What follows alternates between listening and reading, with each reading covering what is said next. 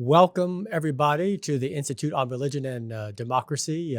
This evening's conversation should be fascinating and provocative, plus very timely. I'm Mark Tooley, president of the Institute. We are broadcasting this event live online, and the video will post later. So grateful to all who are watching online and all of you who are here physically. Our speaker will be introduced by his just war scholar colleague, our own Mark Levecki. And the speaker will talk for perhaps 20 minutes, and then there'll be plenty of time for questions and comments later. We'll conclude the program by 7:30. So Mark Levecki. All right, welcome everybody. I just have one change to the program. David will be speaking for 22 minutes. So if you need to make adjustments to your schedules or anything, please do so now. As Mark Tooley has said, I'm Mark Levecki. I'm a Just War scholar here at IRD. And it's my pleasure to introduce David Baer, who is professor of theology at Texas Lutheran University. His interests correspond with mine, so I'm delighted that he's here. He teaches and researches on theology and philosophy, most especially ethics. As Tooley has said, we share an interest in just war tradition and scholarship. He's written an excellent book on it, which I commend to you, called Recovering. I was going to say Reclaiming. Recovering Christian Realism. Recovering Christian Realism, Just War as a Political Ethic. So that's one touch point for us. The second touch point, so we're several Kevin Bacons away on multiple things. The second touch point is his interest in Central and Eastern Europe, especially religion in Eastern Europe. Some of you know that I lived in Slovakia, or Poland, and I've just said this live, so all my Slovak friends are now going to be angry, and if you don't understand that, you can ask me about it later. But I lived in Bratislava for 12 years, and during that time, David was back and forth in Hungary multiple times. So he first landed there in 1992. And when in 1992? Like generally fall or summer?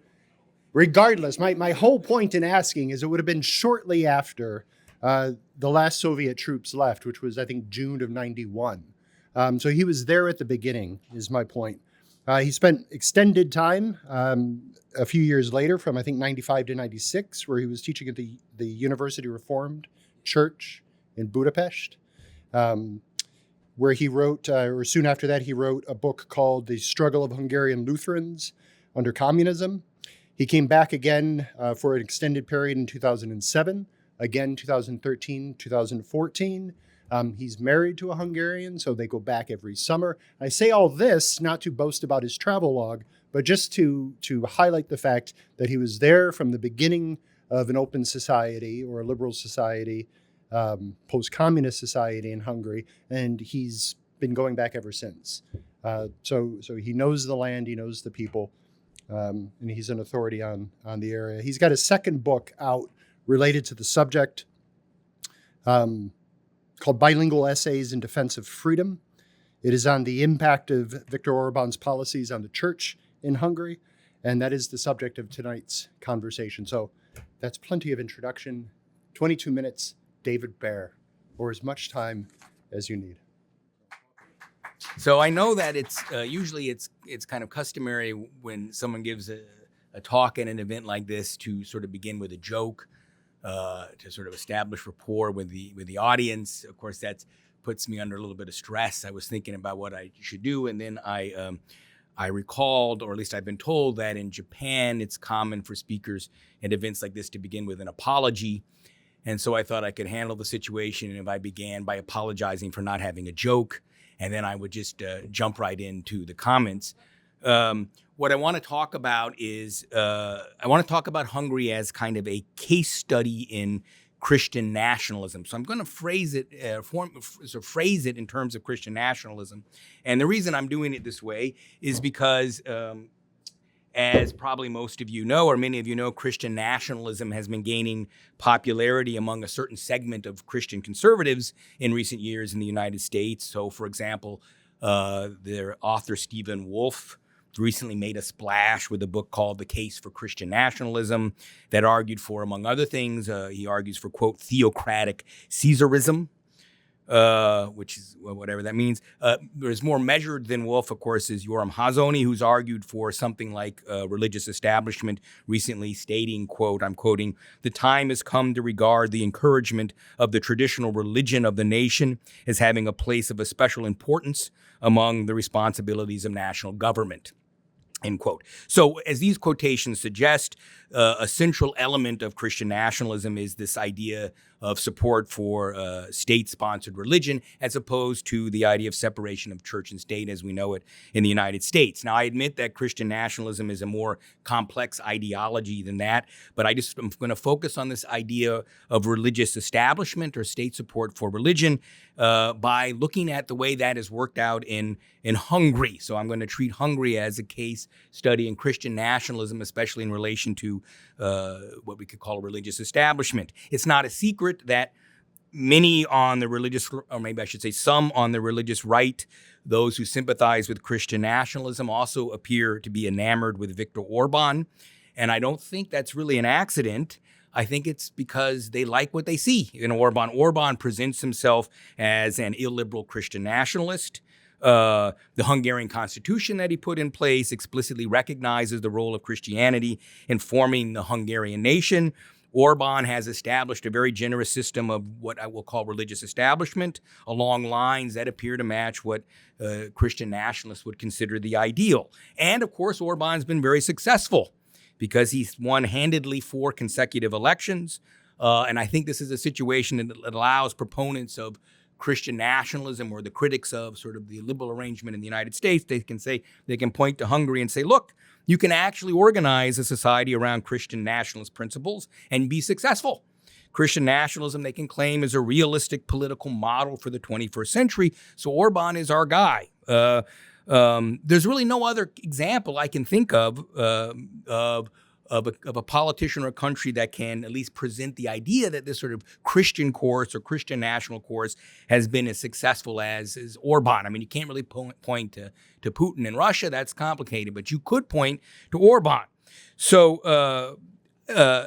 I think we should let the Christian nationalists have Orban. We'll give Orban to them and agree that this is kind of what you guys want. And let's just take a look a little more closely at what's going on in Hungary and see if it's as good a deal as these proponents of religious establishment and so-called Christian nationalism think. Because if you look at Hungary closely, what you discover is a country that is far from the Christian conservative paradise that Orban's apologists, maybe like Rod Dreher or someone, would suggest. And in fact, under Orban's Christian course, the churches in Hungary have been visibly weakened, and the rapid pace of secularization in Hungary has sort of continued. Hungarian society has sort of continued unabated. So let's do a case. Let's look at what Orban has done with religion more carefully or more closely. And I want to start by discussing what Orban did at the beginning, because shortly after Orban came into power in 2010, he fundamentally restructured Hungarian law concerning the status of churches and religious freedom, and he built a system of establishment. After the fall of communism, Hungary had passed a law that made it easy for religious groups and religious communities to register legally. It treated all religious communities as equal under the law, and Orban replaced that system of legal equality with a system of religious establishment. So in 2010, right when Orban comes to power, there were somewhere between 200 and 300 legally registered religious communities in Hungary.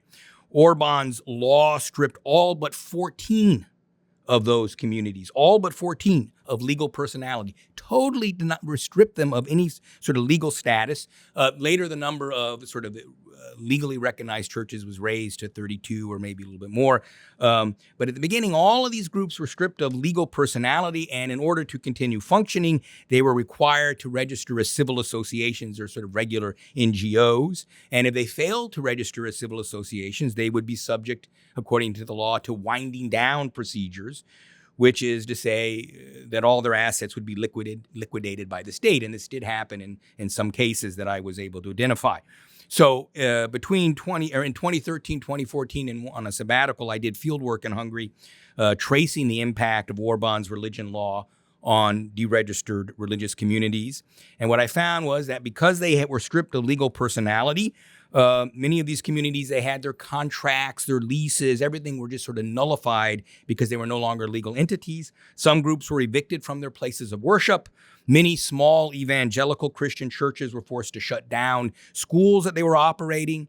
The tax burdens that, religious communities had tax benefits, like sort of in the United States, but all those tax benefits were revoked, which meant that the salaries of clergy in these deregistered communities were taxed like the employees in a regular business.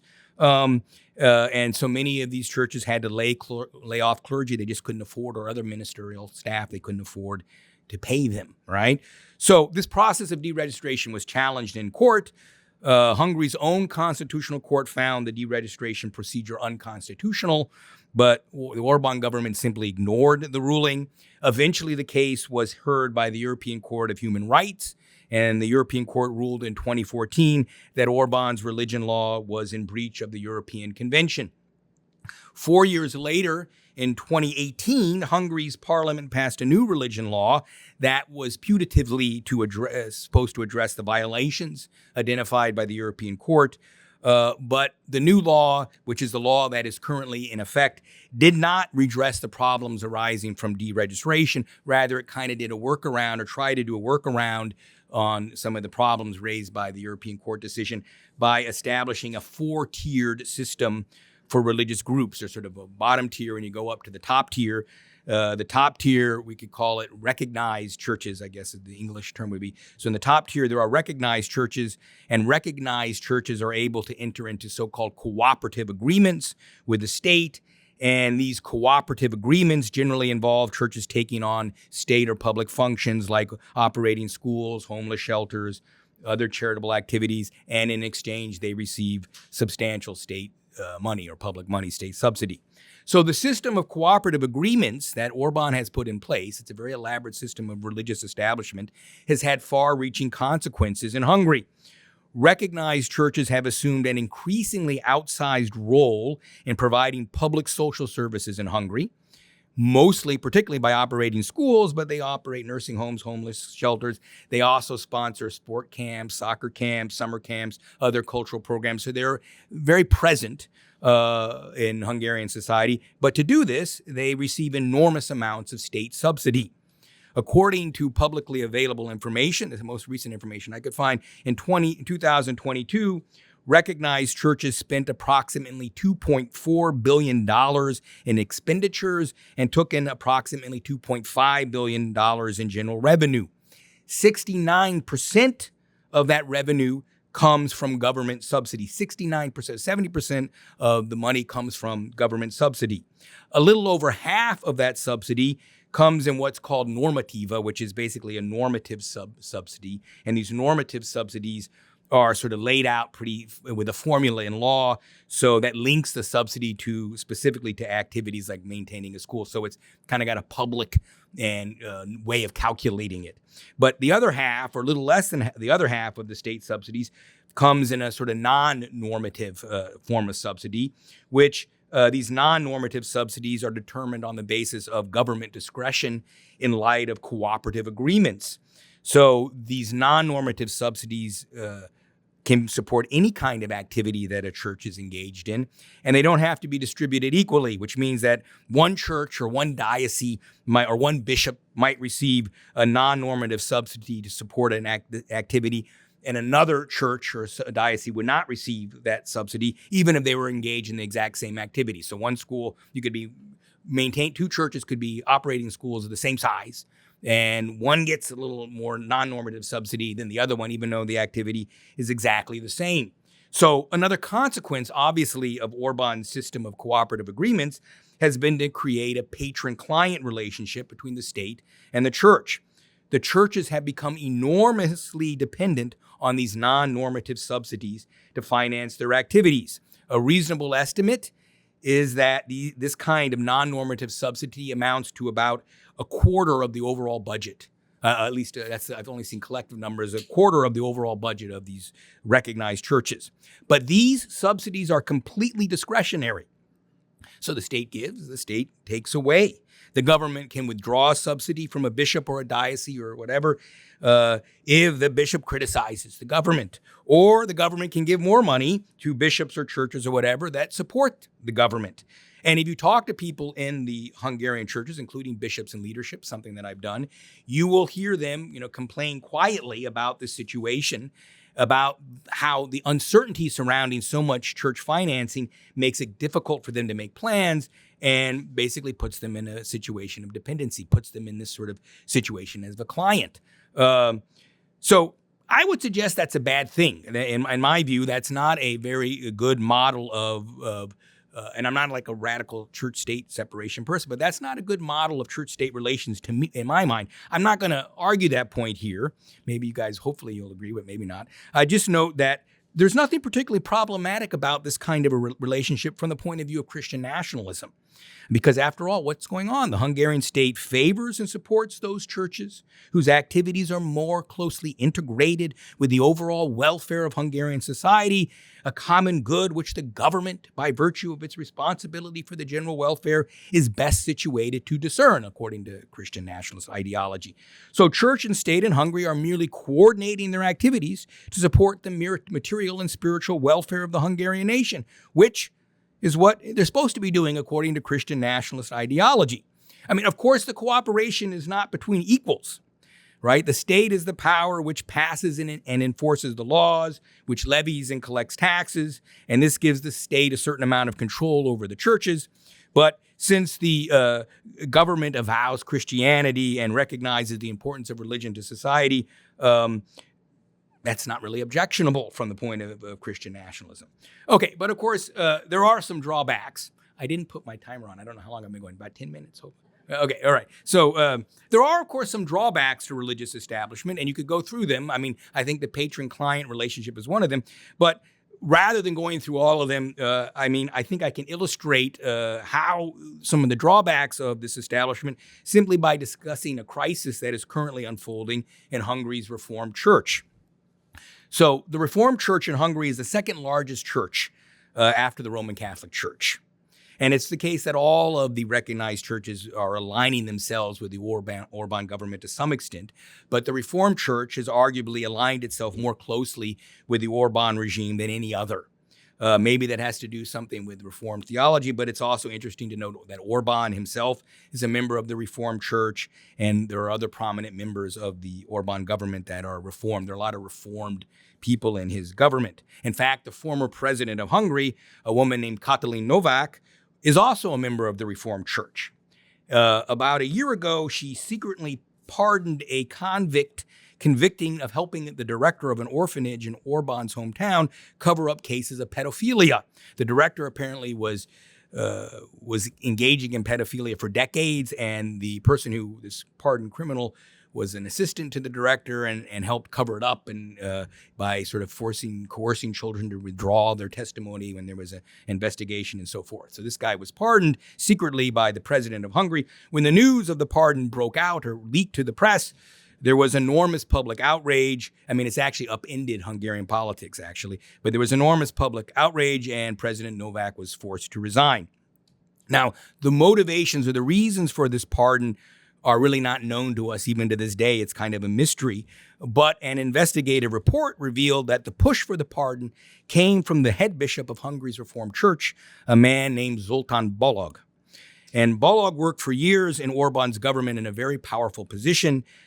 He was actually involved in implementing the 2011 church law that deregistered lots of religious communities. So he was very much involved. I had one person, a politician, once tell me that she believed that Balog was the person behind, I don't know if it's true, but was the person behind the conception for the law. Anyway, he was an important person in Orban's government early on. He left the government in 2018.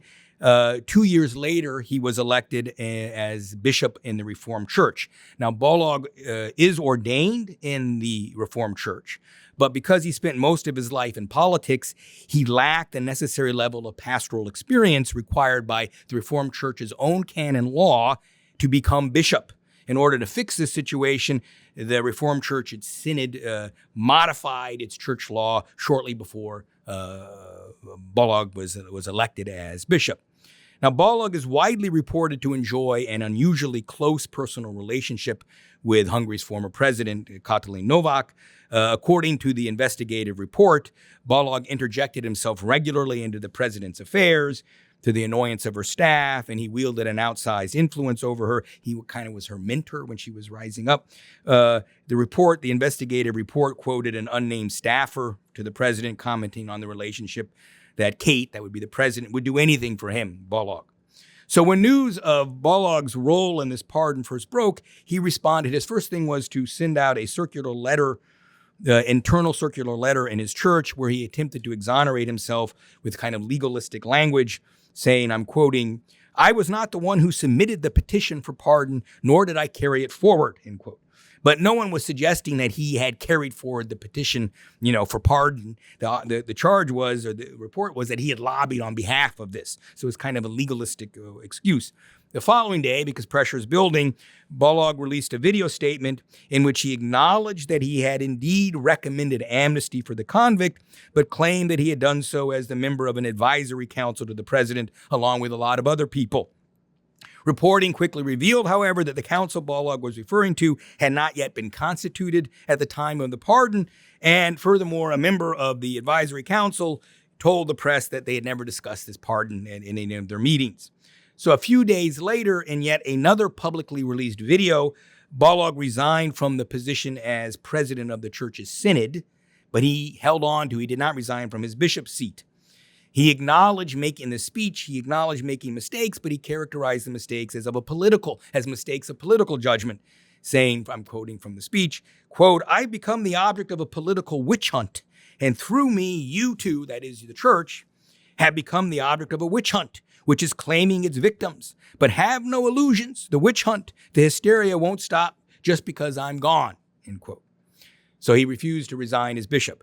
Unsurprisingly, I think, Balog's refusal to resign as bishop has plunged his church into crisis.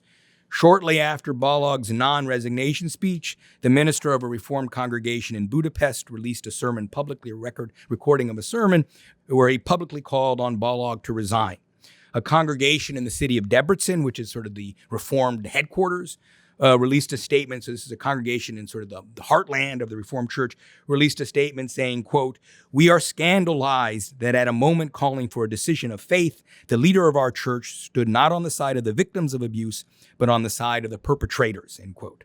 Another prominent Reformed minister is reporting cases where people are leaving the church, saying they won't come back as long as Balog is bishop. I mean, you can understand pedophilia is kind of a sensitive topic for churches.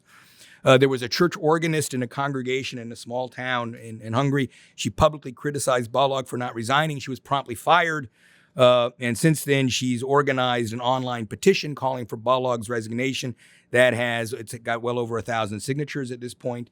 There's another group of prominent theologians and public figures from the Reformed Church have circulated a statement calling on Balog to resign and urging the church to rethink its relationship to the state. This statement has 107 signatures last I checked. So by most accounts, the Reformed Church is in a state of shock. It's internally divided in its attitude towards Balog, but it's also traumatized by the constant public scrutiny as the Reformed Church is now in the middle of a national scandal. One theologian has written that many clergy in the Reformed Church are asking themselves, I'm quoting, "How did we get to this point? When and how did all this happen?" End quote. But I mean, the answer, I would think, is pretty obvious.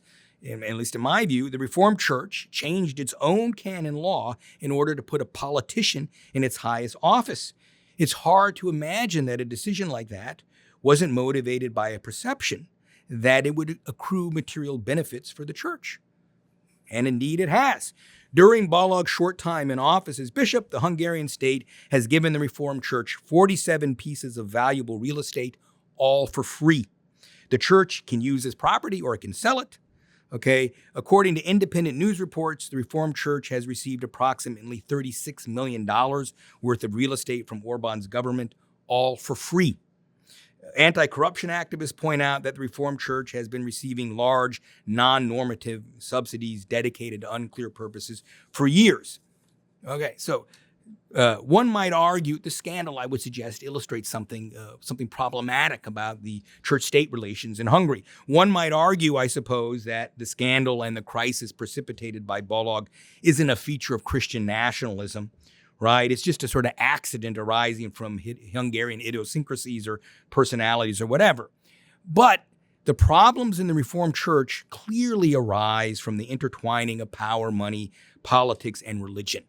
The inner life of the Reformed Church has become completely interwoven with the politics of Viktor Orban's government, so much so that leaders in the Reformed Church have trouble distinguishing between the interests of their church and the interest of the Orban regime.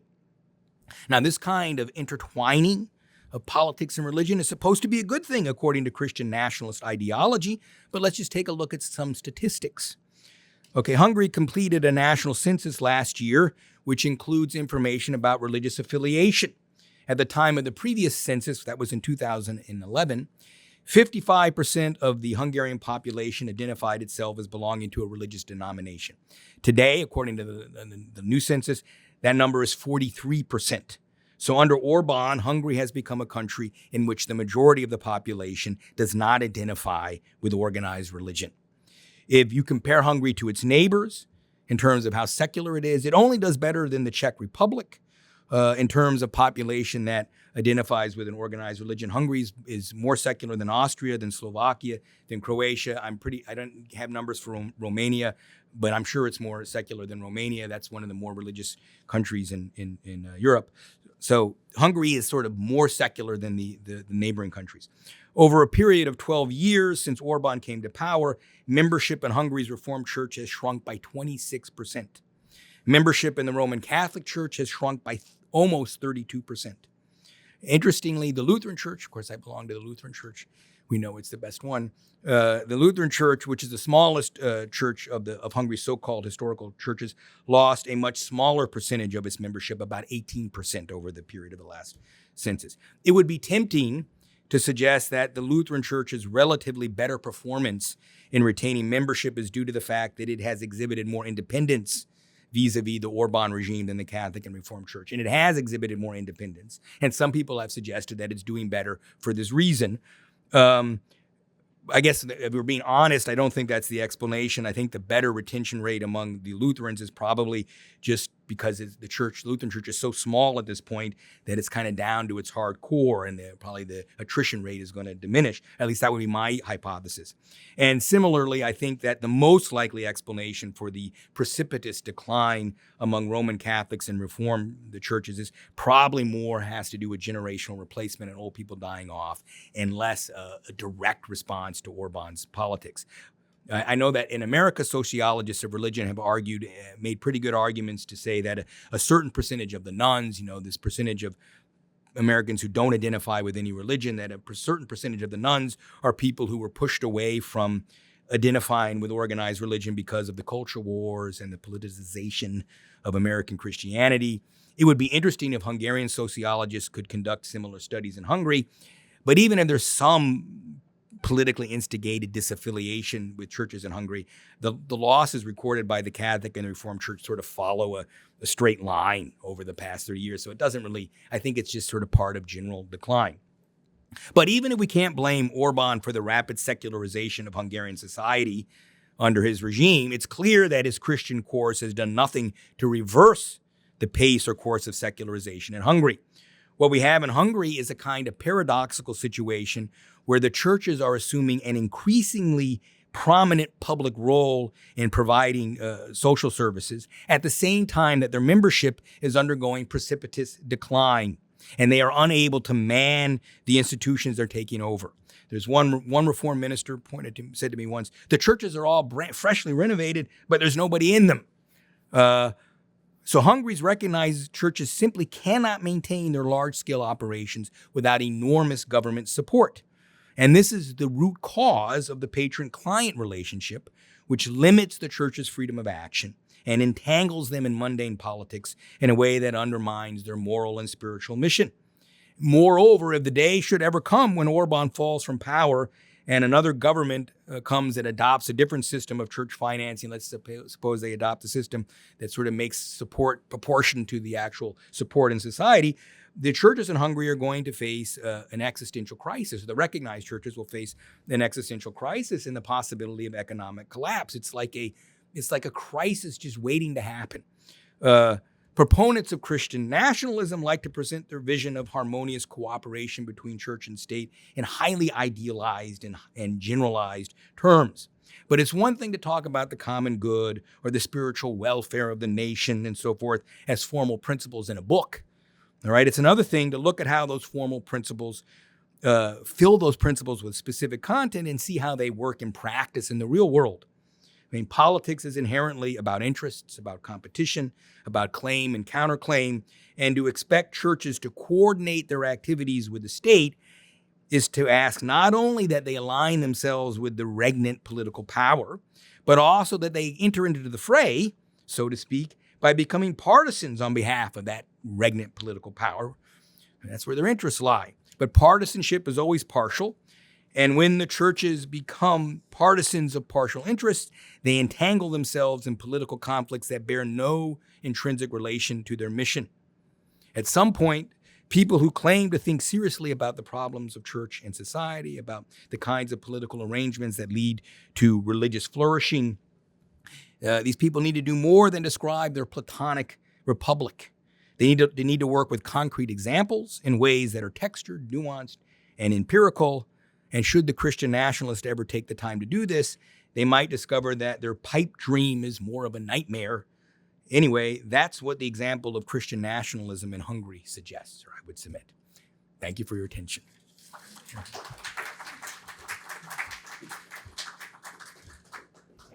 All right, thank you, David. I'm going to be a bad moderator and take the prerogative of asking the first question. Okay. And if we were in a court of law, I would be even a worse lawyer because I'm going to ask a question I do not know the answer to. All right.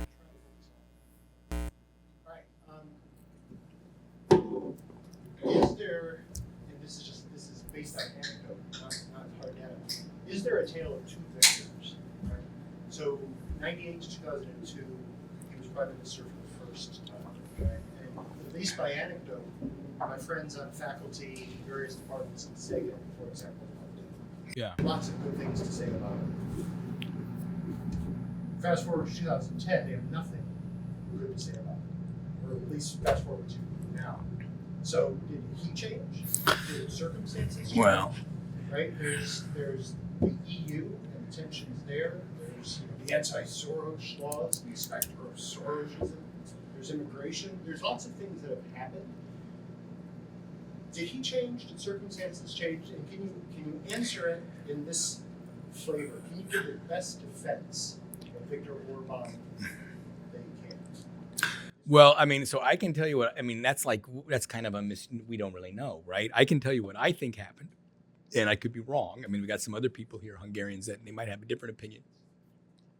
But I think that what happened was Orban, I just don't think I just don't think he can transform that much unless there were some seeds from the very beginning, which isn't saying that Orban was like that at the beginning.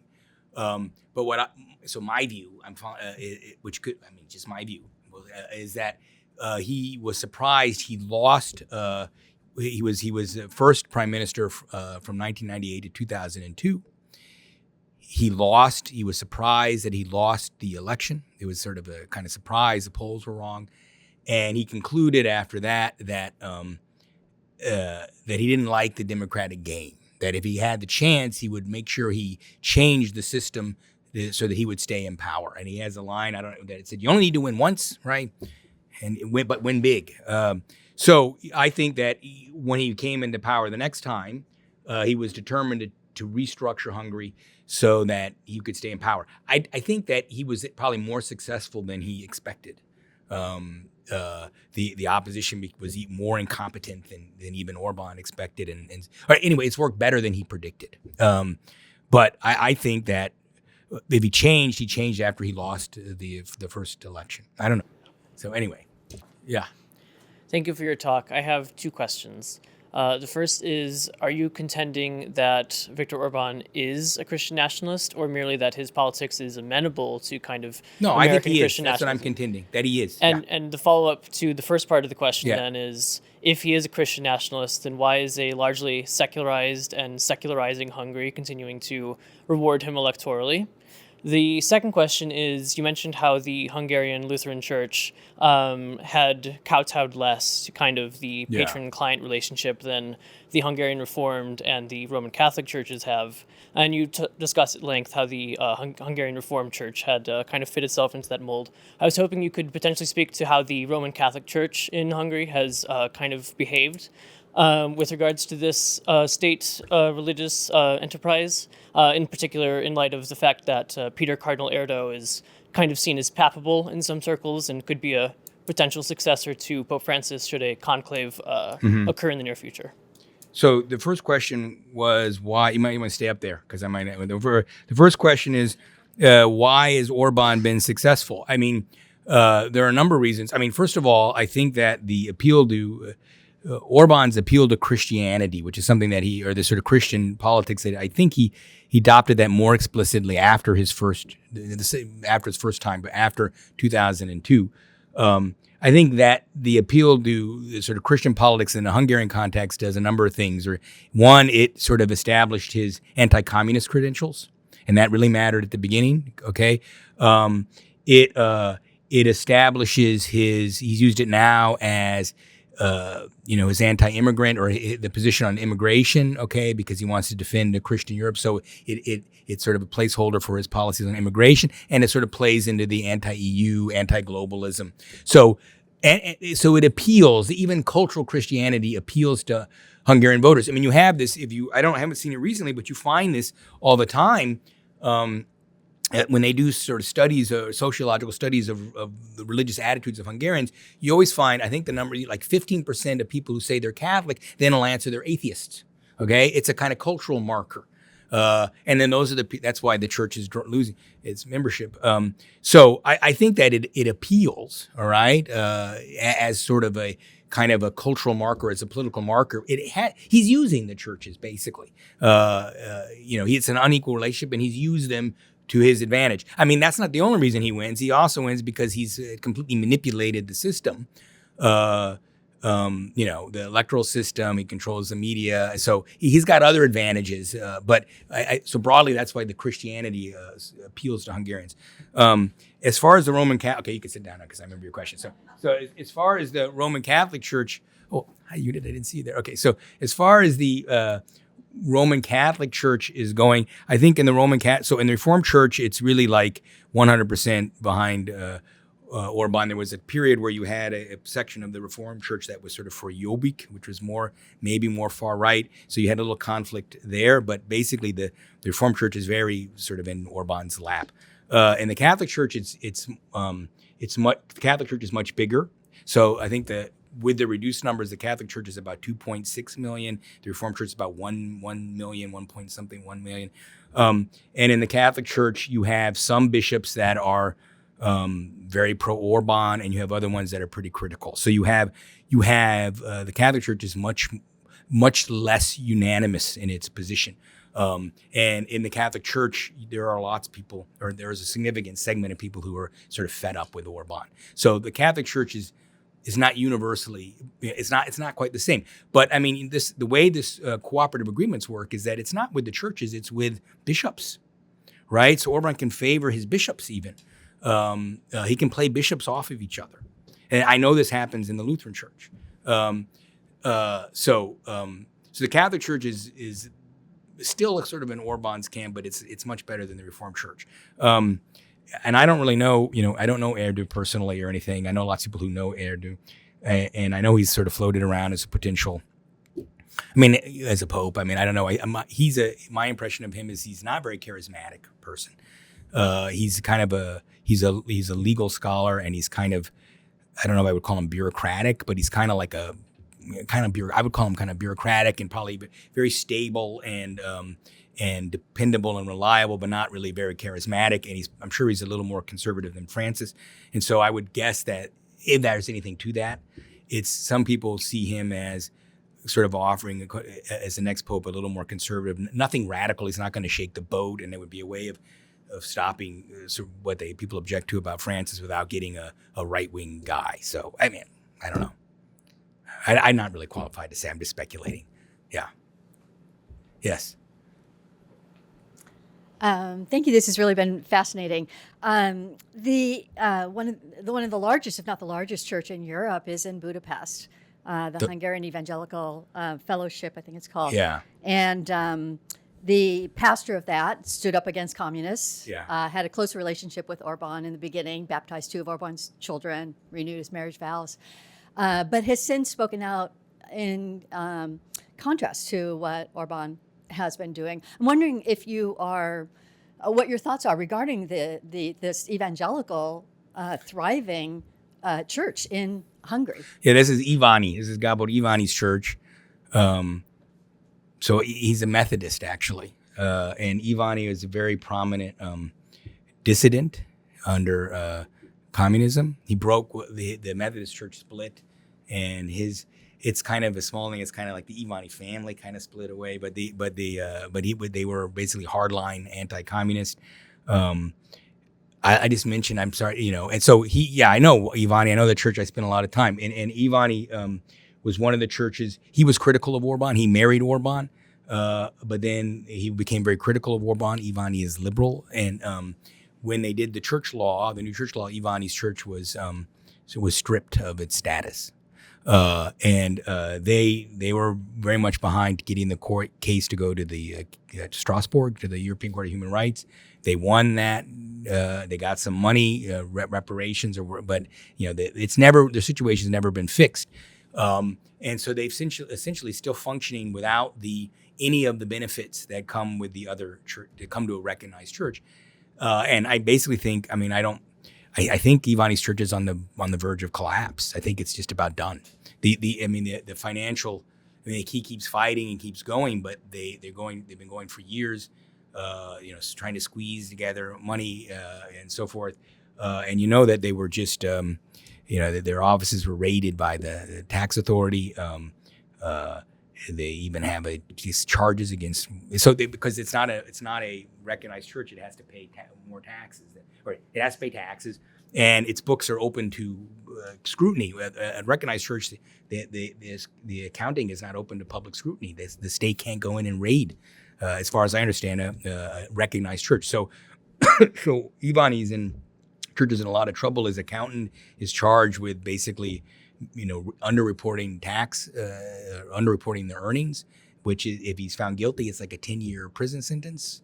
It's much stiffer than, it's a pretty stiff crime, punishment. So I think they're kind of in trouble. I think that church is in trouble. That's my take on it. Unless last time I remember talking to, I was asking Ivani, well, what's his plan? And he was thinking that Orban was going to lose the last election. So there's really no plan, as far as I know. But that's a very classic example of how the total discrimination, the totally unequal, biased political use of legal status of the churches that Orban. If you criticize them, you're out. So, yeah. Yes.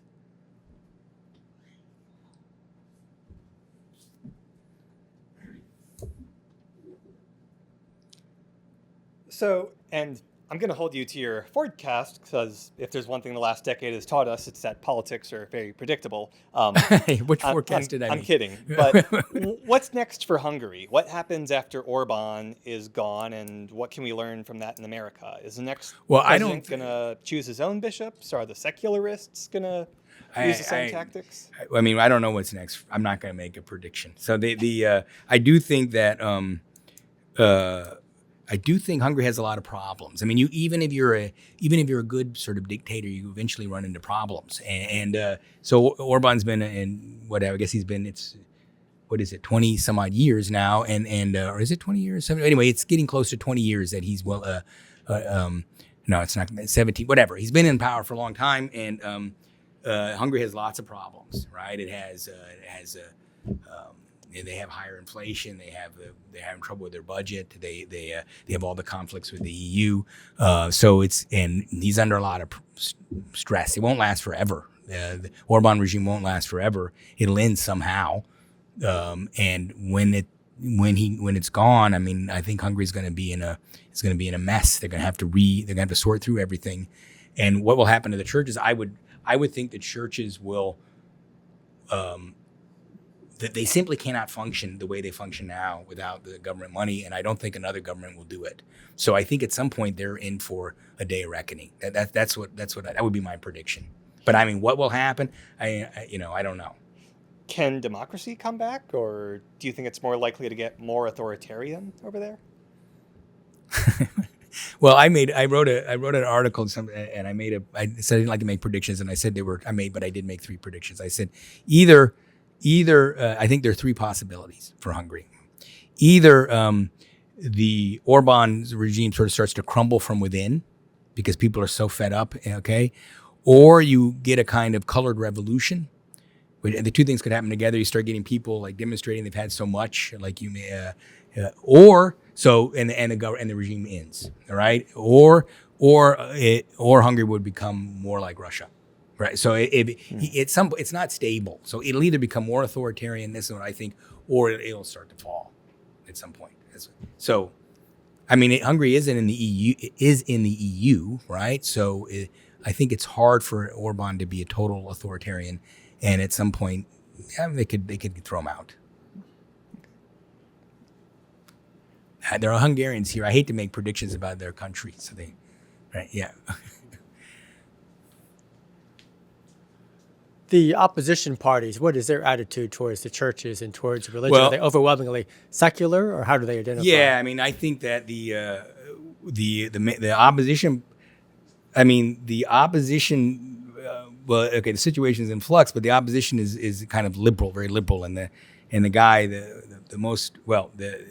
previous prime minister is this guy Gyurcsány, I can't say his name right, Gyurcsány, and he was always, I mean, I don't know what you call him, anti-clerical, but he was always sort of like, he would play to his base by sort of criticizing, or he's not a friend of the churches, but he's not really going to come back in power. I guess I think that I think that I don't think there's that much ill will. I don't know, okay, what the attitude towards the churches is in Hungary in terms among them. I still think people kind of accept the churches. I don't know how much backlash. There is some backlash, but not as much, I think, as you might expect. And so when another government comes into power, I don't think it'd be very. I don't think it would be very anti-clerical. It seems sort of useless. But I do think they're going to have to deal with the financing, and then also they may not like that the churches run so many schools. If they pull away the money, there's just going to be the situation would change. So even a government that was just sort of like, let's fair and say, well, we gotta make we're going to finance, like everywhere in Europe, we're going to have financing or assist the churches when they engage in what's in public work. But we're going to do it in a way that's transparent and equitable and proportion. That is going to cause some major restructuring. I mean, these churches won't be able to run all the schools that they're running. I don't know. I think it'll just be a mess. Yeah. I was wondering, what are the results actually of all this money going to churches in terms of social services provided? Is the education system better? Are the shelters well run? Are the summer camps and the sports camps doing well? Well, the church schools are supposedly better. Okay, they have a little more freedom. I mean, I don't think they I don't know. That's it depends on your point of view. I mean, you have churches running schools where there's really no reason, whatever, a Catholic church is running the school, the only school in the little village, and there's maybe not even that many Catholics. But what you learn in those schools is basically the same thing as you learn in a state school. It's not really it's not like a church school in America. In my son went to for a year went to a church school in Hungary, and it's exactly like a state school, right? And then he went to a church school in America, and you could tell it was a church school. So I think they're trying to do a good job, and they probably are. I mean, I think there probably is a lot of corruption, and there are cases of corruption. So when you don't have any oversight, you have lots of money flowing in, and you don't really have enough people, then there's going to be corruption. There's a kind of famous case involving the Catholic Church, and I think it's an abbey, and it turns out to be very corrupt in the way. It's like there was a lot of financial abuse, but you only had 4 monks trying to do this, and so a bunch of people from the Orban people come and say, "Oh, we'll help you," and then they're hiding money. So there's a lot of corruption, and I think the situation in the Reformed Church. I mean, I think this guy Bolog is in my opinion, he's a bad guy. But I think on the whole, the churches are trying to do, the people believe in what they're doing, and they're trying to do a good job. So,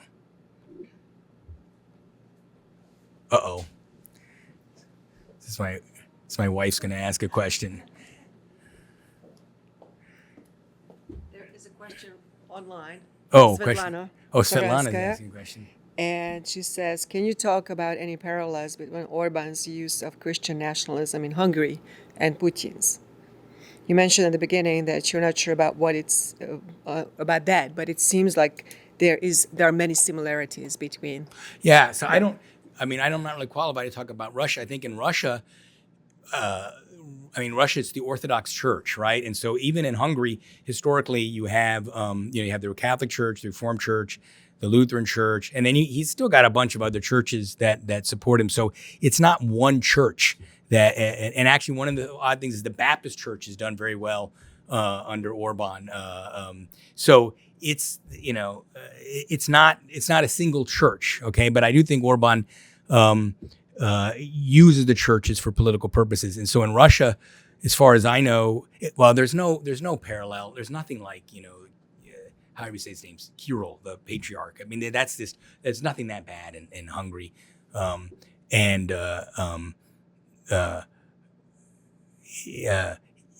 think it's a little different because I think in Russia, you have the Orthodox Church is sort of the church that represents Russia, and in Hungary in Russia you have very severe, you really, I think, in addition to just sort of Orban has taken away the money from other churches. He doesn't treat them fairly. He sort of starves them. He creates very difficult situations for them to operate. But he doesn't go actively persecuting them in the sense of throwing them in jail. But in Russia, you have all this persecution of Jehovah's Witnesses, and you have these you're not allowed to evangelize, and so there's active discrimination. It's a crime to whatever. I think it's a crime in Russia to try to evangelize if you're if you're not within a certain if you're Jehovah's Witness or evangelical. So it's not like that in Hungary.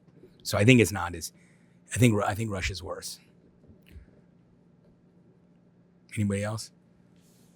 Is there any religious vitality in Hungary? Any growing churches? I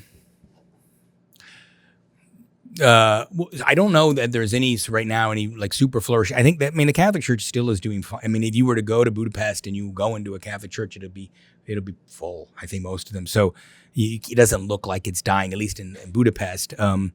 There are. I don't think so. I don't think there's really any flourishing.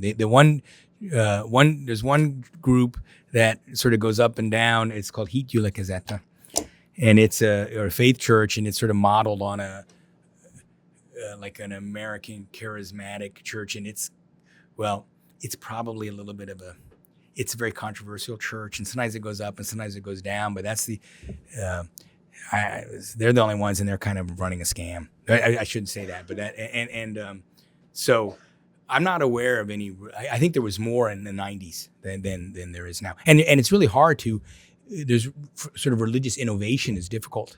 Because or entrepreneurial, there's no entrepreneurial. You can't be a religious entrepreneur in Hungary because you have everything's against you. You need that legal support. I guess the Baptist Church is doing pretty well, I guess, but they're all in bed with Orban.